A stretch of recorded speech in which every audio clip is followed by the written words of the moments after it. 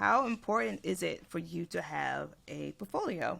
I think as you grow and you get more experience, your portfolio becomes less about projects and more about who you are as a developer, if that makes sense. So like if you've grown to be someone like us, we share content online. So like we could use our portfolio to have blogs, to showcase our podcasts, our Instagrams, our YouTube channels.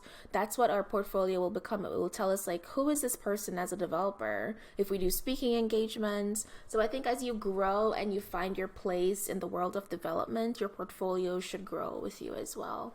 I think you hit it right on the nail. I think you're right as well.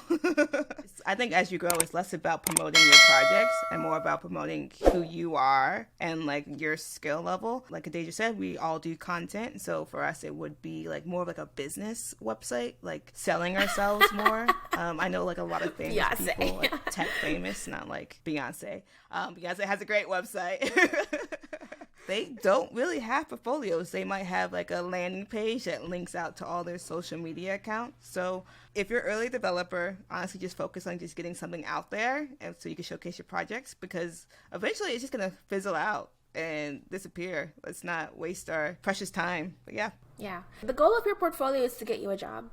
That's it. It's because you don't have a name, you're not recognized, you have no work experience, so there's nobody for anybody to call. So like your portfolio is to get you a job, and so you want to make sure that it is solid. That way there's no question as to whether or not you should be hired for the role that you applied for.